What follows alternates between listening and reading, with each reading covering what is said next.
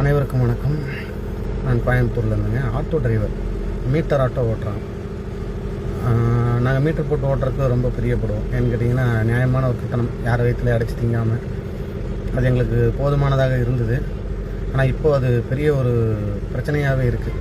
மக்கள் மத்தியிலையும் சரி, ஓட்டுநர்கள் மத்தியிலையும் சரி. என்ன காரணம்னா, எங்களுக்கு சரியான முறையான மீட்டர் கட்டணத்தை அரசாங்கம் அமல்படுத்தி கொடுக்காததுனால எங்களுக்கு பழைய ரேட்டில் எங்களால் ஆட்டோ ஓட்ட முடியல.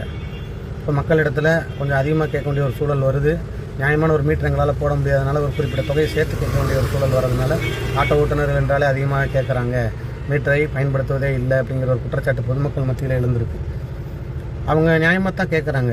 நாங்களும் அதே விஷயத்தை தான் நியாயமாக தானே கேட்குறோம். எங்களுக்கு மீட்டர் கட்டணத்தை உயர்த்தி கொடுங்க. 13 ஆண்டுகளாக உயர்த்தி தராமல் நீங்கள் என்ன ஆட்சி நடத்துகிறீங்க? போன அதிமுக ஆட்சியும் சரி, இப்போ நடந்துட்டு இருக்கக்கூடிய திமுக ஆட்சியிலையும் சரி, எத்தனையோ வழிவகைகளில் நாங்கள் போராடிட்டோம், உண்ணாவிரதம் இருந்துட்டோம், நிறைய போராட்டங்கள், எத்தனையோ முறைகள்லாம் போராடி பார்த்துட்டோம். எங்களால் முடியல. இதில் போன ஆட்சி, அதாவது திமுக ஆட்சி அமைப்பதற்கு முன்னாடி ஒரு வாக்குறுதி கொடுத்தாரு. ஸ்டாலின் தான் வந்தார், விடியல் தர போகிறாரு அப்படின்னு. விடியல் தந்தாரன்னு கேட்டால் எங்களுக்கு விடியல்லாம் தரலை. எங்களை மேலும் பிச்சை எடுக்கும் நிலைக்கு தள்ளிட்டு இருக்கிறாரு. அதுதான் உண்மை. சரிங்களா? இதில் வேறு மீண்டும் ஒரு முறை விடியல் ஆட்சி தொடரட்டும்னு சொல்கிறாங்க. இது விடியல் ஆட்சியா? நீங்களே யோசிச்சு பாருங்கள். மனசாட்சின்னு ஒன்று இருக்கா? ஒரு அரசாங்கம் ஒரு திட்டத்தை செயல்பாட்டுக்கு கொண்டு வரதுக்கு முன்னாடி 1008 விஷயங்களை யோசிக்கணும். அது சம்மந்தப்பட்ட விஷயங்களை நம்ம அமல்படுத்தும் போது அதனால் ஏதாவது பாதிப்பு வருமா? அதனால் யாராவது பிரச்சனையில் மாட்டுவாங்களா? இழப்பீடு வருமா? அவங்களுடைய வாழ்வாதாரம் பாதிக்கப்படுமா? இதையெல்லாம் சிந்திக்க தெரியாத அரசாங்கங்கள் எப்படிப்பட்ட அரசாங்கங்களாக இருக்கும்னு யோசிச்சு பாருங்கள். எனக்கு அது சுத்தமாகவே புரியல. எதில் பார்த்தாலும் இலவசம் இலவசம் இலவசம் இலவசம். நீங்கள் 5 ஆண்டுக்கு ஒரு முறை மக்களிடத்தில் பிச்சை கேட்குறீங்க, ஓட்டு பிச்சை. நீங்கள் ஓட்டு பிச்சை கேட்கறதுனால 5 வருடமும், நீங்கள் ஆட்சி அமைக்கக்கூடிய 5 வருடமும் பொதுமக்களாகிய நாங்கள் பிச்சை எடுக்கணும் அப்படின்னு முடிவு பண்ணிவிட்டு இப்படி பண்ணுறீங்களான்றது எனக்கு புரியல. தயவு செஞ்சு நீங்களும் பிச்சை கேட்க வேண்டாம், எங்களையும் பிச்சை எடுக்கும் நிலைக்கு தள்ள வேண்டாம். சரிங்களா? ஏன்னா ஒரு நல்ல ஆட்சி நீங்கள் கொடுத்தீங்கன்னா மக்களை தேடி நீங்கள் வர வேண்டிய என்றைக்குமே அவசியம் கிடையாது ஓட்டு போடுங்கன்னு. மக்களாகிய நாங்களே இந்த அரசாங்கம் சரியாக இருக்கும் அப்படின்னு சொல்லி நாங்களே ஓட்டு போடுவோம். அதில் எந்த மாட்டு கருத்தும் கிடையாது. இதில் நீங்கள் பிச்சை எடுத்து எங்களையும் பிச்சை எடுத்து தயவு செஞ்சு இந்த விஷயங்களை செய்யாதீங்க. பேருந்து இலவசம், எல்லாமே இலவசம். எதுக்கு இலவசம் கொடுக்குறீங்க? நாங்கள் உங்கள்கிட்ட இலவசம் கேட்குறோமா? அந்த இலவசம் கொடுக்குறதுனால எத்தனை பாதிப்புகள் ஏற்படுதுன்னு தெரியுமா? எத்தனை பாதிப்புகள்? நீங்கள் ஒரு பேருந்து இலவசம் கொடுத்ததில் எத்தனை பாதிப்புகள் இருக்கிறீங்களா? எத்தனை பிரச்சனைகள் வருது? பொதுமக்களுக்கும் பாதிப்பு இருக்குது. சரியான பேருந்து, முறையான பேருந்து நீங்கள் இயக்கிறதும் கிடையாது.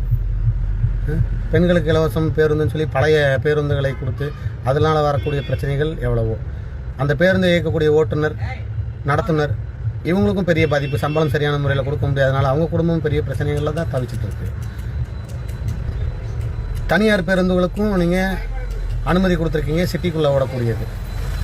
அப்போ அந்த பேருந்துகளுடைய வருவாயும் இழப்பு தான். ஏன்னா இலவச பேருந்துங்கும் போது அனைவருமே அதில் பயணம் பண்ண ஆரம்பிச்சிட்டாங்க. பெண்கள் அவங்கள நம்ம குற்றம் சொல்ல முடியாது. அந்த மாதிரியான ஒரு சூழலுக்கு தான் நீங்கள் தள்ளிட்டீங்க பொதுமக்களை, அதாவது பெண்களையும் சேர்த்து. அப்போது தனியார் பேருந்து ஏறி போயிட்டு இருந்த பெண்கள் கூட இப்போது 10 ரூபா 20 ரூபா மிச்சமாகுதுன்னு சொல்லி அரசு பேருந்து, இலவச பேருந்து எப்போ வரும்னு காத்திருந்து போகிறாங்க.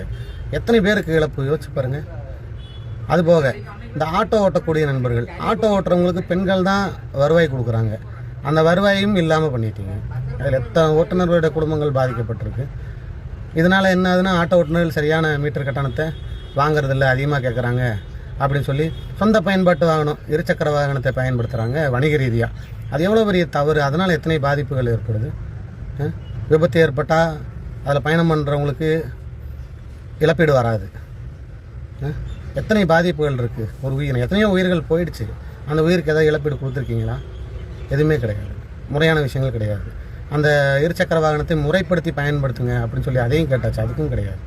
இப்போது இதில் அதிமுக எடப்பாடி பழனிசாமி அவர் ஆண்களுக்கும் இலவச பேருந்துன்ட்டார். ஆண்களுக்கும் இலவச பேருந்து கடைசியில் என்ன பண்ணுறதுக்கு இந்த தமிழ்நாட்டை என்ன பண்ணுறதுக்கு நீங்கள் முடிவு பண்ணியிருக்கீங்கன்றது எனக்கு புரியல. இன்னும் எத்தனை பிரச்சனைகள். ஏன்னா ஆண்களெல்லாம் ஏற்கனவே குடிக்கு அடிமையாகி குடிதான் முக்கியன்ற நிலைமைக்கு வந்துட்டாங்க. இப்போ இலவச பேருந்து கொடுத்தீங்கன்னா காலையில் ஏறி போய் காலங்காத்தாலே வைன் ஷாப்பில் உட்காந்து குடிச்சிட்டு மீண்டும் அதே பேருந்தில் இறங்கி வீட்டில் படுத்துக்குவான். இது படுத்துட்டானா பரவாயில்லையே, எத்தனை பிரச்சனைகள் வருது குடிக்கிறதுனாலையும் கூட. யோசிச்சு பாருங்கள். இப்படிப்பட்ட சூழலுக்கு நீங்கள் தமிழகத்தை தள்ளிட்டு இருக்கீங்க. இது முறையான விஷயமாகவே எனக்கு தெரியல. நாங்கள் இந்த 2026 தேர்தலை ஓட்டுநர்களாகிய நாங்கள் வன்மையாக கண்டித்து புறக்கணிக்கிறோம்.